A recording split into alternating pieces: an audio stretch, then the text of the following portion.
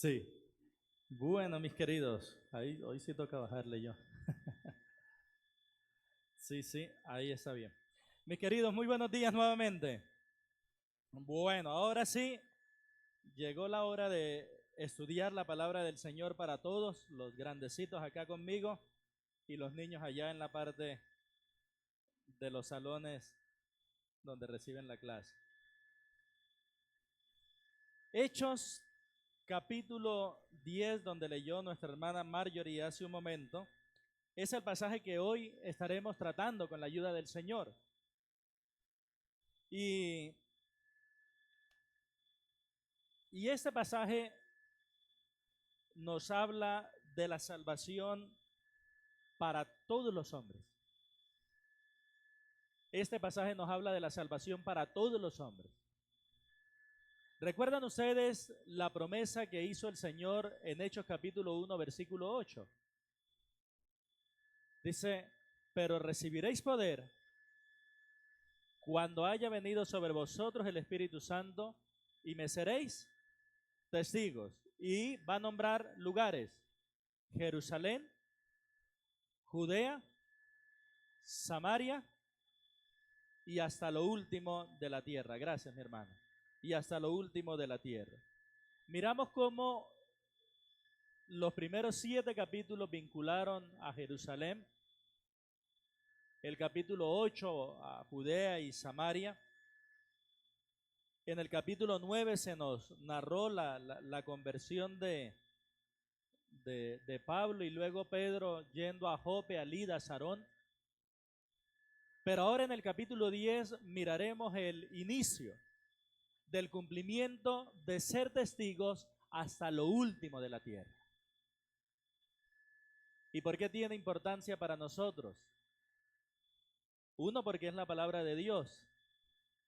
Pero dos, porque esa promesa de ser testigos hasta lo último de la tierra es lo que permite que hoy colombianos, venezolanos, ecuatorianos, creamos el Evangelio. Por eso es maravilloso este capítulo. Ese capítulo es el cumplimiento de lo que el Señor le dijo a Pedro cuando le dijo: a ti te daré las llaves del reino de los cielos. ¿Y para qué es una llave? Para abrir. Por eso Pedro en el capítulo 2 abrió la predicación del Evangelio para los judíos. Por eso Pedro por allá en el capítulo 8 abrió la predicación o la llegada del Espíritu Santo imponiendo las manos en Samaria. Y por eso Pedro ahora en el capítulo 10 abre la puerta de salvación para los gentiles formalmente. Ya hablamos del etíope, ¿cierto? Hace un poco. Entonces, es bastante interesante, hermanos, que el Señor haya decidido abrir la puerta del Evangelio a los judíos, a los gentiles, perdón, a los gentiles, con un judío ortodoxo como Pedro. ¿Y por qué les digo eso? Porque Pedro, siendo un judío ortodoxo, estaba llenísimo de prejuicios con lo que tenía que comer, con lo que tenía que beber, con los días que tenía que guardar y con la gente con la cual se debía relacionar. Y si bien los judíos consideraban como algo detestable a los samaritanos, recuerdan que en la historia del Señor Jesús y la mujer samaritana nos lo explican, que judíos y samaritanos no se tratan entre sí.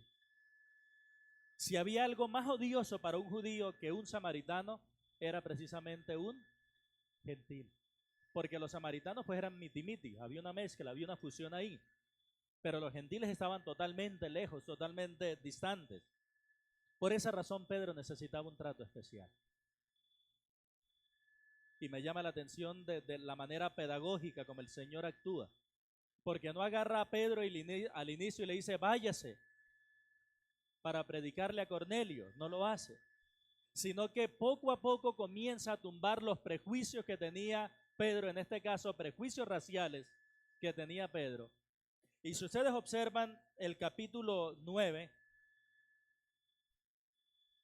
termina con Pedro abriéndole una grieta a esa pared de prejuicios que él tenía, cuando en el último versículo del capítulo 9 dice: aconteció que Pedro, se quedó muchos días en Jope, en casa de un cierto Simón, que tenía por oficio curtidor, profesión que era detestada por los judíos, por razón de que ellos tenían que relacionarse con cuerpos muertos todos los días, y eso los hacía ceremonialmente impuros. Pero ese Pedro está tumbando esas barreras, y poco a poco lo está llevando el Señor a que entienda que todos los seres humanos son creados a imagen y semejanza de Dios, sin importar la nacionalidad. Y dice que Pedro no visitó a Simón el curtidor, sino que Pedro aceptó su hospitalidad y se quedó con él varios días. De esa manera termina el capítulo 9, para que ahorita en el capítulo 10 Pedro termine de tumbar todo prejuicio. Hermanos, cuando nosotros miramos este capítulo 10, podemos darnos cuenta y entender que Dios salva a todo aquel que cree en el Señor Jesús.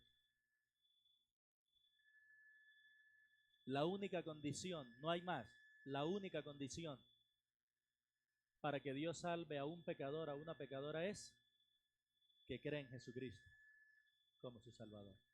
Aparte de eso, no hay distinción en sexo, en color de piel, en posición económica, en absolutamente nada. Mis hermanos, hoy quiero que hablemos precisamente de la salvación hasta lo último de la tierra. Ustedes leyeron el pasaje junto con mi hermana Marjorie y pudieron notar que tiene unas divisiones allí. En la primera división se muestra la visión que el Señor le da a Cornelio. En la segunda división, la visión que el Señor le da ahora a Pedro. En la tercera nos va a mostrar la predicación de Pedro, y en la cuarta nos va a mostrar el respaldo que da el Señor, o la aprobación que da el Señor a lo que ha hecho Pedro. Esos son los 4 enunciados o las 4 divisiones que he planteado para estos 48 versículos, pero por razón de tiempo quise que lo leyéramos completo, dirigidos por nuestra hermana Marjorie, pero por razón de tiempo no vamos a ir un versículo a la vez, sino que quiero mirar esa idea central que tiene el pasaje, la idea central de que Dios salva a todo aquel que pone la fe en el Señor Jesucristo, y que la miremos cómo lo va a desarrollar derrumbando toda esa cantidad de prejuicios que nosotros hemos levantado. ¿Y con qué se derriba? Con el Evangelio de Jesucristo. Como lo dijera el escritor Pablo, el escritor de Efesios, derribando la pared intermedia de separación que había entre nosotros y haciendo de los dos un solo pueblo. Esto que vamos a ver hoy, hermanos, es el inicio de eso, de lo que más adelante se ampliará en las cartas y se conocerá como la iglesia, pero ya la iglesia no formada solo por judíos, sino la iglesia formada en su totalidad por judíos y por gentiles que tienen la fe puesta en Jesucristo como su Salvador. Amén.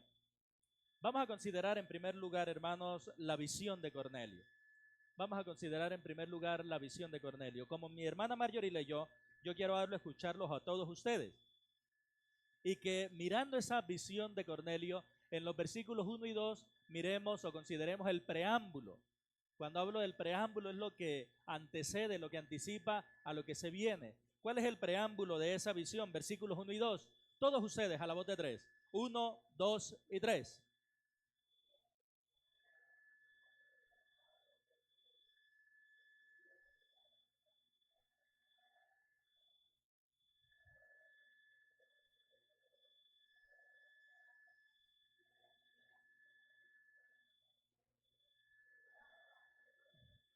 Bien. Miremos este preámbulo. Esa vida de Cornelio, o esas características de Cornelio, pregunto, ¿dignas de imitar? Dignas de imitar. Segunda pregunta, ¿era Cornelio en ese momento creyente? No era creyente. Por eso es que el Señor envía a Pedro. Y miren que en este preámbulo de la visión, cuando hablo de la visión, hablo de algo que se manifiesta con atención. En este preámbulo se muestra algo interesante. Él vivía en una ciudad que se llamaba Cesarea. Y Cesarea era una capital de provincia, una ciudad muy importante. Ahí vivía el procurador que gobernaba en todas esas regiones. Y como era natural, si era una provincia, si era capital de una provincia, era natural que tuviera una guarnición militar. ¿Y quiénes eran los que dominaban en ese momento? Los romanos. ¿Y qué cargo dentro del ejército ocupaba este Cornelio? Centurión. Centurión podía tener a cargo entre 80 o 100 soldados. Y los historiadores consideran que a los centuriones eran la columna vertebral del ejército romano. Estos centuriones que dominaban o que gobernaban sobre 100 soldados eran elegidos con las siguientes características. No eran hombres aguerridos o fieros que tomaban la iniciativa para ir al ataque. No era esa la característica que miraban para nombrar un centurión. Contrario a eso, la característica que miraban para nombrar a un centurión es que fuera un líder natural, al cual los demás siguieran, por supuesto, pero que tuviera una capacidad de aguante, que tuviera una capacidad de soporte y que como norma innegociable tuviera lealtad. Porque ellos eran colocados para que en caso de recibir un ataque se mantuvieran firmes incluso hasta la muerte.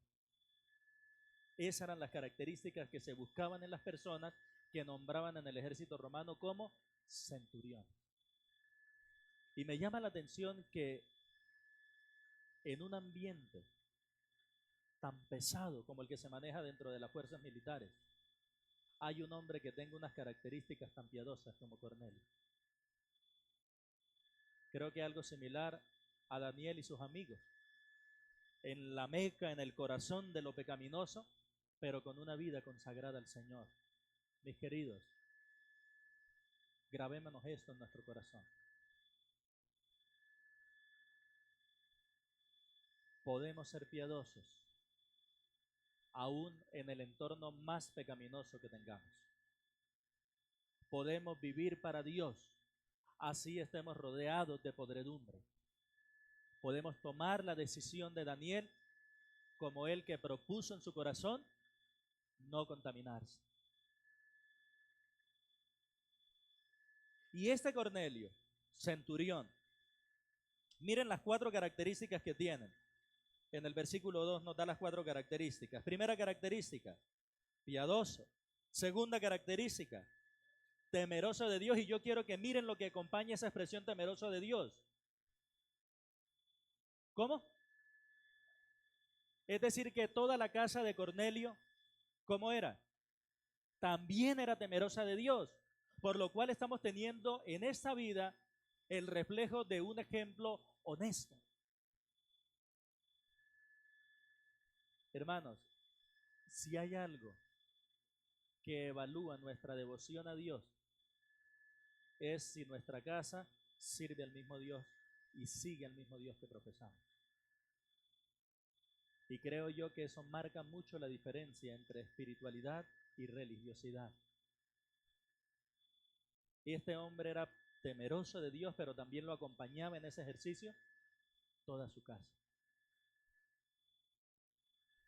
Otra característica de Cornelio: hacía muchas limonas al pueblo, es decir, que era una persona sumamente generosa, muy generosa. Y una cuarta característica, oraba siempre a Dios. Hermanos, a mí no me cabe en la cabeza, pero es así. Cornelio era devoto, honesto, generoso, sincero, pero no era salvo.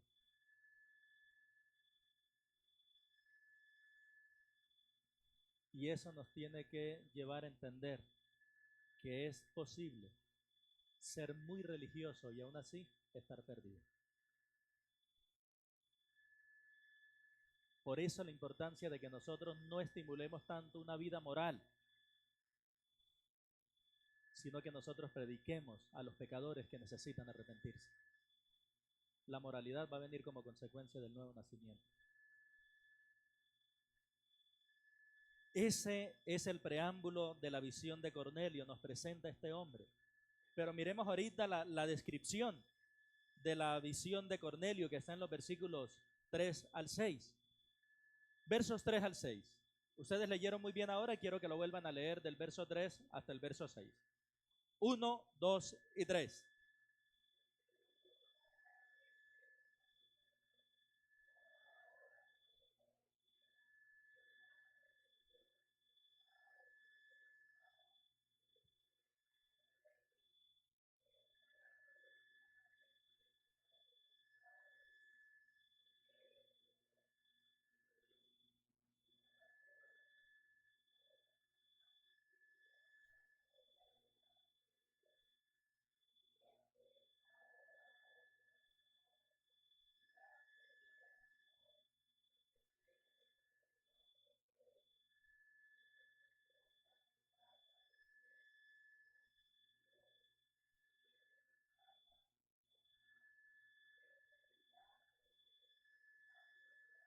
Hasta allí. Estaba orando a la hora novena del día, que era la hora más importante de la oración de los judíos. Los judíos tenían varias horas del día donde hacían oración y la más importante era esta. Recuerden que para saber cuál es la hora en el calendario judío, es solamente recordar que para ellos el equivalente a las 12 de la noche para nosotros, que es la hora cero, es el equivalente a, o es proporcional a, las 6 de la mañana para nosotros. Para nosotros el día inicia después de las 12, ¿cierto? Ya es otro día. Para un judío el día inicia a las 6, cuando ya el sol ha salido. Entonces lo que hacemos es sencillamente sumar. Si la hora 0 es las 6 de la mañana y estamos ahorita en la hora novena, sumamos. 9 más 6, 15. ¿Cuáles son las 15 horas del día? 3 de la tarde. Entonces las 3 de la tarde era la hora más importante de la oración. Fíjense que este ángel agarra de las 4 características que está allí y las resume en 2. Y le dice en el versículo 5 este ángel a Cornelio que 2 cosas han subido ante Dios. ¿Cuáles son las 2 cosas que han subido? Las cuales resumen todas las anteriores. Tus oraciones, tus limosnas. Ojo con esto, mis queridos. Tus oraciones, la piedad, la devoción, la entrega al Señor, la dependencia del Señor. Tus limosnas, la generosidad, la compasión por el necesitado, el compromiso con la obra del Señor, las ofrendas. Esas son las 2 cosas que remarca el ángel con relación a Cornelio. Tus oraciones, tus ofrendas. Y yo quiero que observen que el ángel le dice, tus oraciones y tus limosnas han subido. O sea, ¿qué les comunica eso? Tus oraciones y tus limosnas han subido.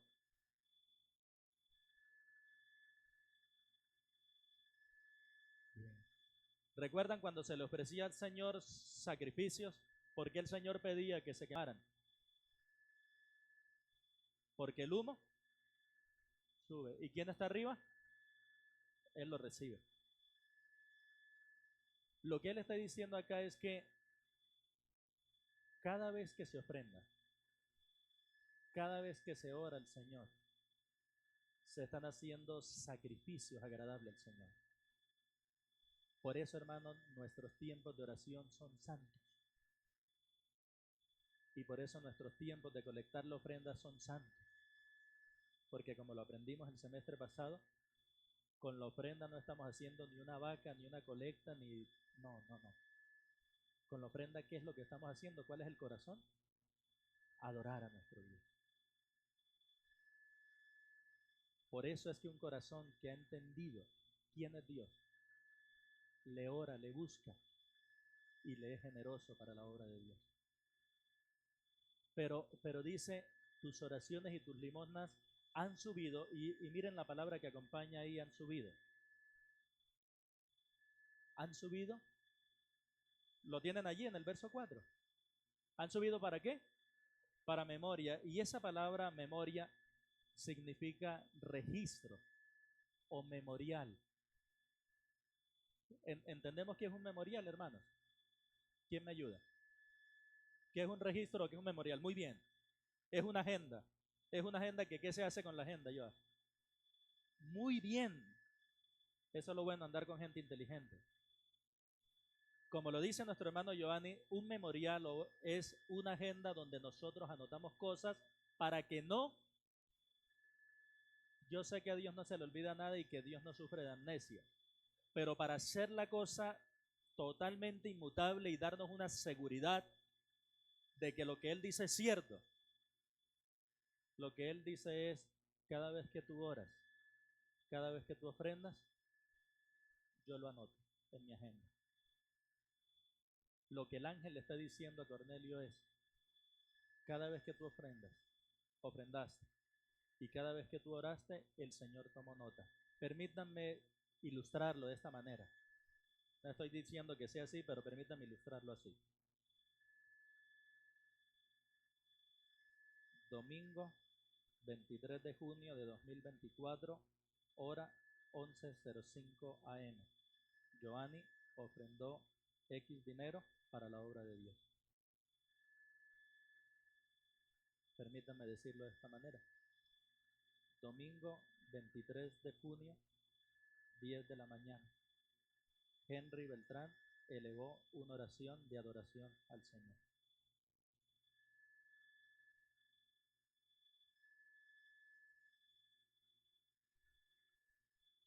¿No les motivaría, hermanos,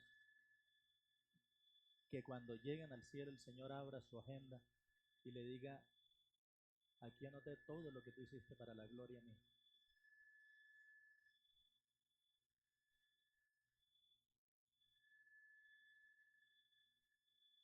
Qué lindo y generoso es nuestro Dios. Hermanos, tan indignos que somos. Y Él se toma el tiempo de darle valor y darle sentido a todo lo que hacemos para Él, no importa si los otros lo ven o no lo ven. Porque un hombre con estas características seguramente no tocaba trompeta para decir, mire, le estoy dando plata a fulano, sino que la hacía de manera muy...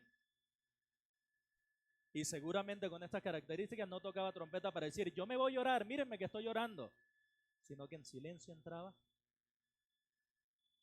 Pero hermanos, todo lo que hacemos para la obra de Dios tiene recompensa.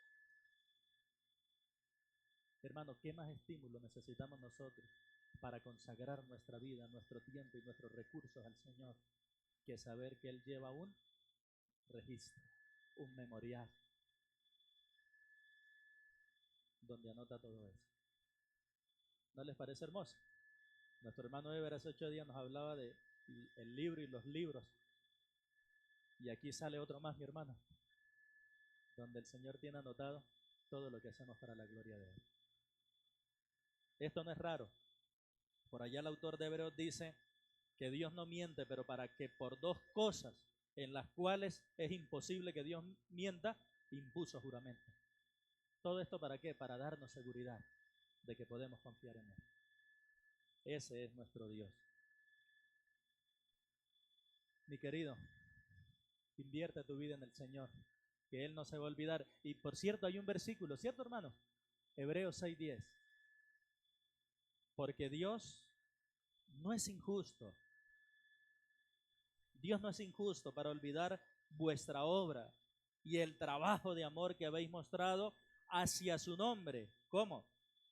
Habiendo servido a los santos.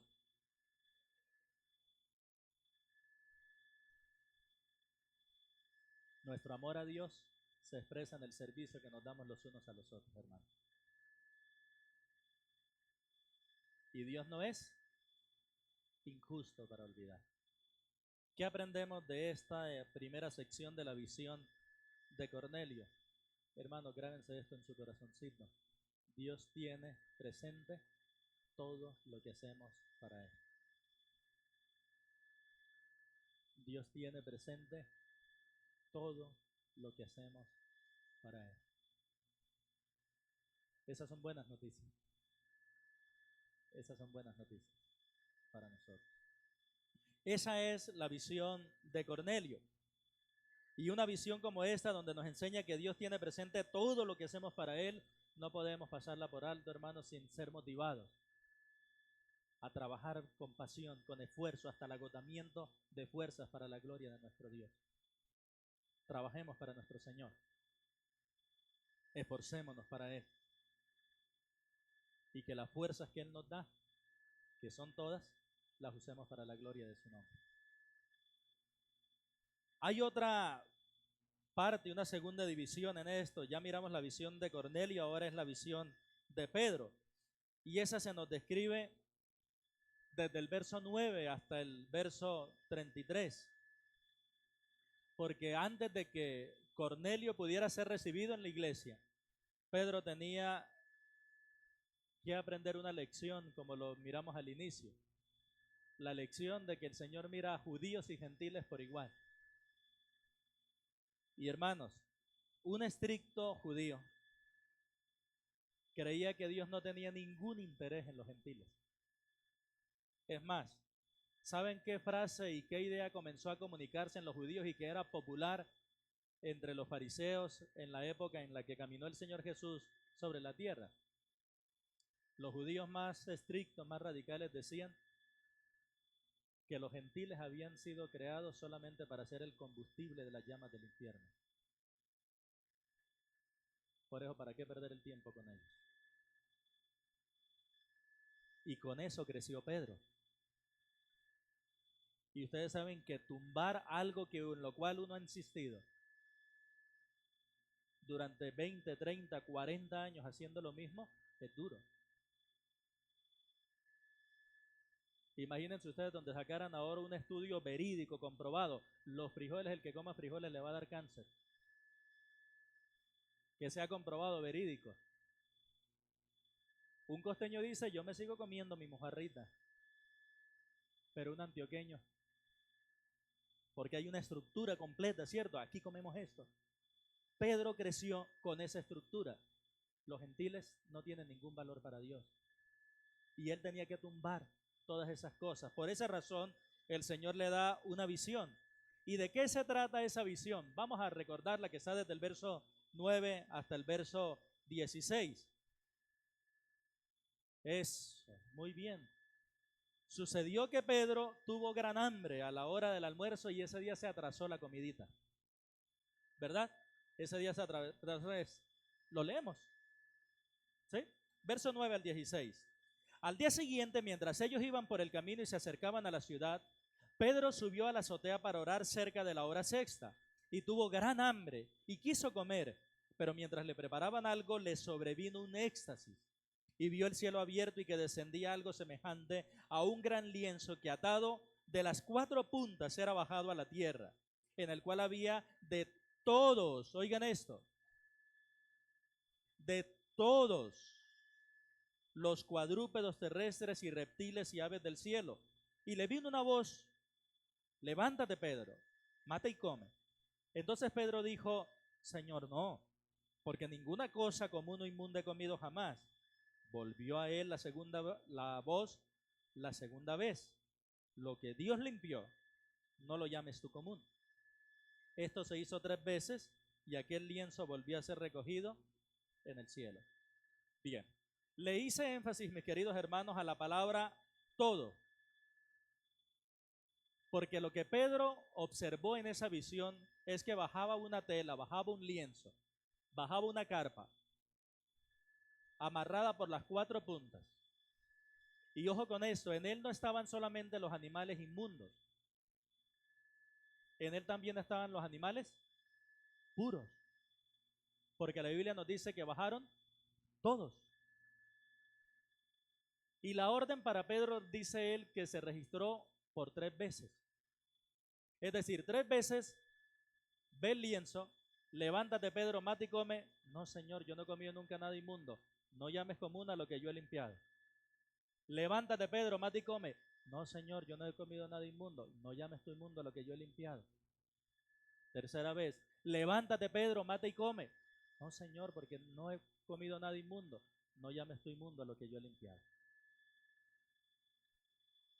Y se da de esa manera la visión del apóstol Pedro. Y Pedro quedó preocupado, Pedro quedó pensativo porque él no comprendía. ¿Y esto qué significa? Miren el verso 17, por ejemplo. Y mientras Pedro estaba perplejo dentro de sí sobre lo que significaría la visión que había visto. Entonces, ¿entendía Pedro? No. Miren ahora el verso 19. Y mientras Pedro pensaba en la visión. Es decir, que Pedro observa la visión, él entiende absolutamente todo lo que ahí se da, que hay animales de toda clase, que Dios le dice que mata y come, que él como judío ortodoxo le dice yo no he comido eso nunca, no lo voy a hacer ahora, y que Dios le dice que él ya lo limpió. Pedro sabe lo que vio, pero no entiende su significado. Y eso le está matando a él la cabeza. ¿Esto qué significa? ¿Esto qué significa? Y por eso el pasaje no solamente nos muestra la descripción de la visión de Pedro, sino también el significado de la visión de Pedro. Y este significado es doble. Tiene que ver con comidas, pero tiene que ver también con personas. Verso 28, por favor. Ayúdenme a lo leer ustedes. Ya llega Pedro en esto. Recuerden algo. Se le aparece el ángel a Cornelio. Vaya y mande a buscar a Pedro. Cornelio es obediente, manda a 3 hombres, llegan a Pedro y le dice, Pedro, acompáñenos. Y en este momento llega Pedro a la casa de Cornelio. Y miren, este Pedro no dice, buenas, gracias por invitarme. Sino que Pedro le dice, eso es abominable que yo esté acá. Pero así es Pedro. Así es Pedro. Lean el verso 28. 1, 2 y 3.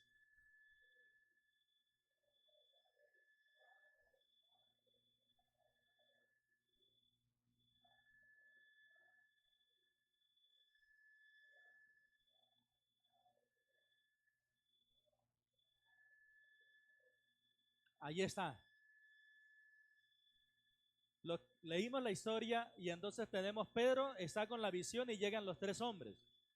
Pedro los hospeda ese día, va uno. Salen al otro día para Cesarea, pero no alcanzan a llegar porque está a 50 kilómetros de Jope. Se quedan a dormir en algún lado, no sabemos cuál. Al otro día se levantan y llegan a la casa de Cornelio. Y después de 3 días que Pedro dice, ya sé qué significa. Y lo que significa es que a ningún hombre yo le llame común o inmundo o impuro. A ningún hombre yo lo tengo que llamar así. Hermanos, eso iba contra todo lo que él había escuchado durante toda su vida. ¿Y cuál es el doble significado que está acá? Que a partir de ese momento, el Señor elimina todas las restricciones alimenticias, dietarias. Y que a partir de ese momento, el Señor se propone hacer de judíos y gentiles un solo pueblo. ¿Por qué era necesario que las restricciones dietéticas se eliminaran? Porque el Señor estaba pensando en formar un solo pueblo y por eso no podía dejar cosas que dividieran a los unos de los otros.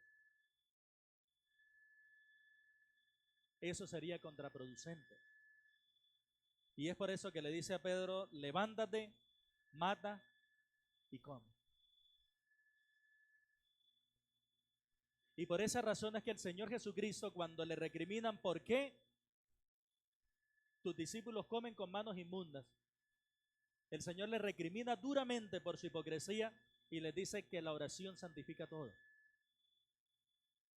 todos los alimentos. Y por eso es que Timoteo, cuando en 1 Timoteo capítulo 4 habla de las doctrinas de demonios, nos dice que las doctrinas de demonios tienen que ver con prohibir casarse y con prohibir algunos alimentos.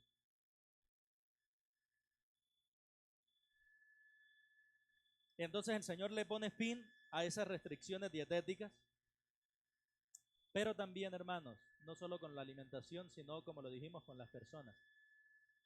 2, formando ahora un solo cuerpo. Cuando nosotros miramos esa descripción y significado de la visión de Pedro, mis queridos, podemos apreciar cómo el Señor elimina todo aquello que nos divide. Se dan cuenta que nosotros somos expertos en levantar muros divisorios, pero Dios es experto en trazar puentes. Y nosotros comenzamos a levantar muros. Es que no es colombiano, es que no es hombre, es que no es mujer, es que no le gusta esto, es que aquello. Y levantamos, y levantamos, y levantamos, y levantamos. Pero al ver el obrar del Señor, aprendemos algo que he querido dejarles. Y es que en la iglesia se derriban todas las barreras de separación que ha levantado el hombre. Aquí en la iglesia, hermanos, no nos medimos si tenemos color de piel blanca, color de piel negra. No nos medimos si son viejos, si son jóvenes. No nos medimos si tienen mucho dinero, si tienen poco dinero. No nos medimos si viven en el poblado, viven en Niquitao. Una sola cosa: somos hermanos por la fe en Jesucristo. Y siendo hermanos por la fe en Jesucristo, se acaba todo tipo de barrera. Se elimina todo tipo de barrera. Se tumba todo muro de separación. Mis queridos, manejemos las situaciones complejas que es natural que se presenten en la iglesia. Manejémoslas siempre con mucho temor y reverencia ante el Señor, sabiendo que Él no levantó muros, Él los tumbó. Y por medio del Evangelio apliquemos el perdón, la reconciliación, la paciencia, el soportarnos, la mansedumbre, porque eso es lo que hace el Evangelio. ¿Amén? Bien. Pero ahora viene, ya Pedro está ahí, se dieron a Pedrito como que le faltó cortesía, ¿no? Me dice, eso es abominable que yo esté acá, pero bueno, le tienen paciencia, eso es lo que hay, le tienen paciencia. Y comienza Pedro y le dice, hay algo bien hermoso que le dice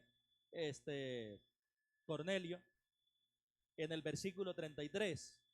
Cornelio le dice a Pedro, así que luego envié por ti, y tú has hecho bien en venir. Y oigan esto, ahora pues, todos nosotros estamos aquí en la presencia de Dios para oír todo lo que Dios te ha mandado. Miren qué cosa tan hermosa, ¿no? ¿Se dan cuenta, hermanos, por qué es sagrado todo lo que hacemos aquí en la iglesia y por qué el púlpito es sagrado? Ellos estaban allí listos para escuchar la palabra de Dios y no le dicen a Pedro, Pedro, estamos listos para escuchar tu conferencia. Lo que le dicen a Pedro es, estamos en la presencia de Dios para oír. Miren qué lindo. Estamos aquí en la presencia de Dios para oír todo lo que Dios te ha mandado. Y Pedro comenzó a predicar. Verso 34. Vamos a mirar tres cosas que dijo Pedro en esa predicación.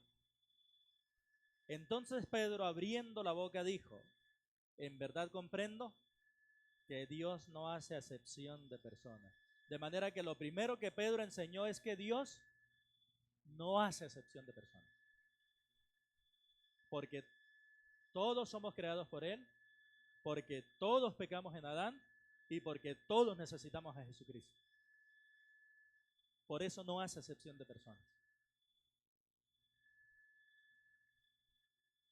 Segunda parte del discurso de Pedro, verso 42, por favor.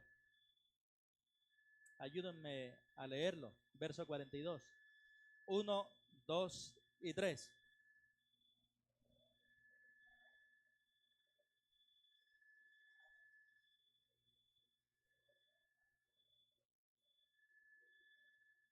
Desde el 35 al 41 comienza a describir toda la obra de Cristo que sanó, que liberó, que resucitó, toda la obra que hizo el Señor Jesucristo. Y la concluye en el versículo 42 diciéndonos que todo eso lo hizo el Señor Jesucristo para ratificar algo. ¿Qué iba a ratificar? Que el Señor Jesús es el juez de vivos y muertos. Porque para nosotros hay diferencia, para nuestro Señor no. Para nosotros hay diferencia si alguien está vivo, si alguien está muerto. Está toda la diferencia para nosotros. Pero para Dios es exactamente lo mismo. Para Dios es sencillamente lo agarro en esta mano y lo pongo en esta. Eso no, de la mano de Dios no nos salimos. Todos estamos allí. Y miren la palabra que elige. Dios ha puesto por juez. ¿Y qué es lo que se hace delante de un juez? Se da cuenta. Tanto vivos como muertos. Verso 43. No deja Pedro allí la cosa como un juez. Él termina diciéndole algo más en su predicación. De este dan testimonio todos los profetas. No es un mensaje nuevo. Eso está desde el Antiguo Testamento. Todos los profetas dicen que todos los que en él creyeren recibirán ¿qué? Perdón de pecados por su nombre. Y lo tercero que dice Pedro en su predicación es que todos los que creen en el Señor Jesús recibirán perdón de pecados. Mira la predicación de Pedro con estos tres elementos. Dios no hace excepción de personas. Jesús es el juez de vivos y muertos. Todos los que creen en él tienen el perdón de pecados.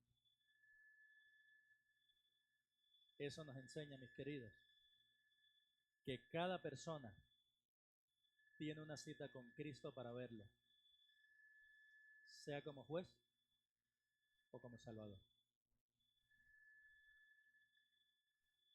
Mira, si tú quieres pasarte toda la vida ignorando a Cristo, lo puedes hacer. Pero un día tú estarás de pie ante su presencia. Y Él va a ser tu juez. Por eso la urgencia que tienes tú de reconocer tus pecados y creer en Jesucristo como tu Salvador. Porque Él fue puesto por juez. Y esa es una cita más segura que la cita con la muerte. Y digo más segura que la cita con la muerte porque cuando venga nuestro Señor Jesucristo, a los que estemos vivos nos arrebatará así, vivos. Y nos transformará sin que pasemos por la muerte. Como quisiera ser uno de esos. De manera que algunos cristianos van a evadir la cita con la muerte. ¿Dónde está muerte tu aguijón, cierto? Pero ninguno puede evadir la cita con Cristo. Pedro dio esa predicación. Recuerden que para llegar a esta predicación fue una obra y una intervención directa de Dios, dándole una visión a Cornelio, dándole una visión a Pedro y haciéndole entender a los dos que eso era obra de Dios, y Pedro llega y predica. Oigan, y esto es bien interesante, porque el Señor le habla a Cornelio y le dice, ve y manda a buscar a Pedro y él te va a decir lo que tú tienes que oír. Y llega Pedro a la casa de Cornelio y dice, ¿y usted para qué me mandó a llamar? Pues yo no sé. A mí me dijeron que usted me iba a decir algo. ¿Y yo qué? Y así se da este encuentro. Es bastante interesante ese encuentro de Pedro y Cornelio. Pero ese es el obrar de Dios. ¿Y saben qué debe motivarnos esto, hermanos? Que en ocasiones podemos sentir temor de testificar. ¿Cómo lo haré? Sabe que lo importante no es llevar preparado un sermón, un bosquejo. Lo importante es ir. En el momento el Señor nos va a dar palabras para hablar, para que testifiquemos de Él. ¿Qué hacemos mientras tanto? Oración y estudio de la palabra. Y cuando se presente la oportunidad, de eso que hemos orado a Dios, de eso que hemos aprendido de la palabra de Dios, va a decirnos el Señor, diga esto. ¿No les ha pasado a ustedes que están testificando de Cristo y de pronto terminan de hablar de una persona y ustedes dicen, uy, ¿de dónde me salió todo eso? ¿Sí les ha pasado? No son ustedes, es el Espíritu Santo a través de ustedes. Y por eso podemos confiar en Él. Miremos ahora en cuarto lugar, habiendo visto esas dos visiones y la predicación, miremos ahora en cuarto lugar la confirmación de Dios. Y yo quiero que miren, hermanos, que desde el versículo 44 hasta el versículo 45 se repite, hasta el versículo 47, perdón, se repite al Espíritu Santo. Observen ustedes la expresión del Espíritu Santo en el verso 44. ¿Lo ven? ¿Sí lo ven o no?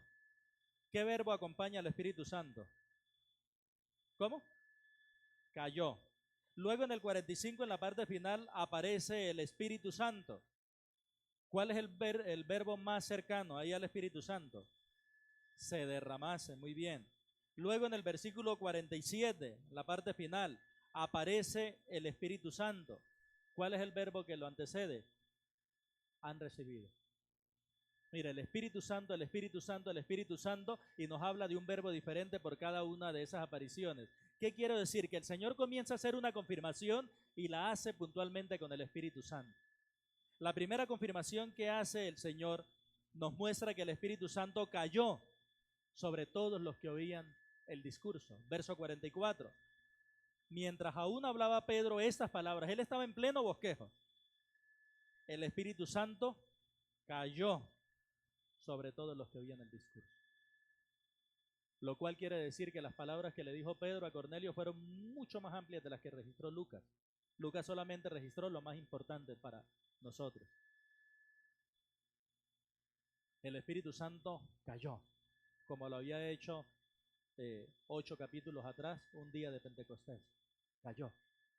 Que por cierto, el capítulo 11, los primeros 18 versículos, es un recuento de esta historia.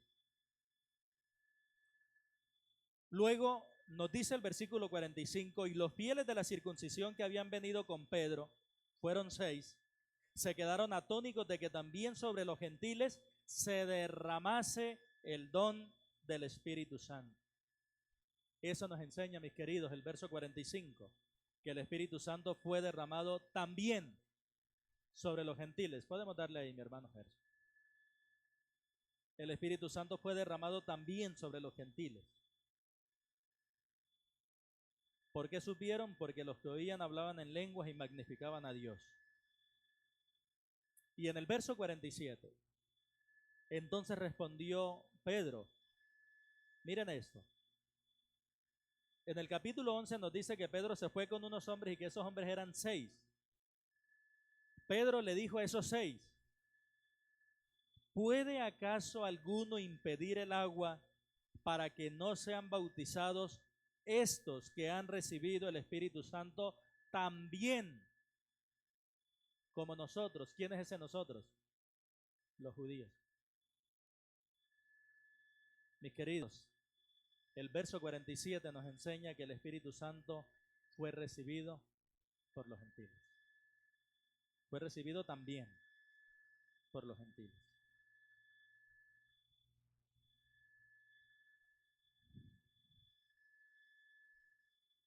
Esa pregunta de Pedro es similar a la del etíope, ¿es cierto? Aquí hay agua, ¿quién impide? Y ahora Pedro, mirando que el Espíritu Santo vino con poder sobre ellos, dice, ¿quién puede impedir el agua? Por eso es que sabemos que el único requisito para bautizarse es creer. No hay otro, ¿cierto? Por eso en el verso 48 dice, y mandó Pedro a hacerles un curso de bautizo por 3 meses. No, no dice así. No, ¿qué dice? Y mandó bautizarles en el nombre del Señor Jesús. Entonces le rogaron que se quedase por algunos días. Y nos dirán, ¿y por qué lo bautizan en el nombre del Señor Jesús y no en el nombre del Padre, del Hijo y del Espíritu Santo? Recuerden que Cornelio era un hombre piadoso y temeroso de Dios. Él ya tenía un conocimiento y una concepción clarita de que había un Dios Padre único al cual adorar. Pero ahora él tenía que saber que este Jesús es el Dios hecho hombre que vino a morir en la cruz por sus pecados. Y al bautizarle en el nombre de Jesús, lo que él está diciendo es: creo que Jesucristo es el Hijo de Dios que vino a morir por mis pecados. Mis queridos, qué obra la que el Señor hace con su Espíritu Santo en el creyente. Hay un versículo que nos enseñan cuando estamos en mis primeros pasos de Efesios 1, 13 y 14. ¿Lo recuerdan? En él también vosotros, habiendo oído la palabra de verdad, el evangelio de vuestra salvación, y habiendo creído en él, fuisteis sellados con el Espíritu Santo de la promesa, que es las arras de nuestra herencia, ¿cierto? Es las arras. Mi querido, Dios sella con su Espíritu Santo a quienes creen en él. Por eso ninguno se pierde de todos los que hemos creído en el Señor Jesucristo. Dios sella con su Espíritu Santo a quienes creen en él. ¿Recuerdan ustedes que Hechos es un libro que muestra la transición de cómo era en el antiguo pacto y cómo se hace ahora con la iglesia en el nuevo pacto? Por eso es interesante que la obra del Espíritu Santo y el bautismo es diferente en cada etapa. Fíjense que en el capítulo 2 se nos registra el día de Pentecostés y ellos creyeron, pero después tuvieron que bautizarse para recibir el Espíritu Santo. Así fue con los judíos. En el capítulo 8 se habla de los samaritanos y ellos creyeron, fueron bautizados y después que llegó Pedro fue que les impuso la mano y por la imposición de manos recibieron el Espíritu Santo, porque Hechos es un libro de transición. Pero ya aquí en el capítulo 10 ya se coloca la cosa a como permanece hasta el día de hoy. La persona cree, inmediatamente recibe el Espíritu Santo y ya después se bautiza.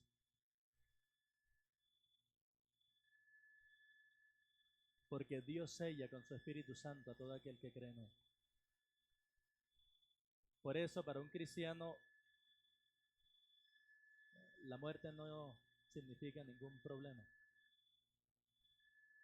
Al cristiano lo pueden enterrar, lo pueden cremar, lo pueden inundar, lo que quieran hacer con ese cuerpo. Está sellado con el Espíritu Santo y esa es la garantía de que nuestro Señor nos resucitará. Él nos llamará con voz de mando, con voz de arcángel. Y los que estemos vivos seremos transformados, pero todos los muertos saldrán de las tumbas y juntos nos encontraremos con el Señor. Porque todo cristiano genuino es sellado con el Espíritu Santo de Dios. Mis queridos, este pasaje dense cuenta que son 48 versículos, pero muestran así la visión de Cornelio, la visión de Pedro, la predicación de Pedro y luego cómo Dios confirmó esa predicación.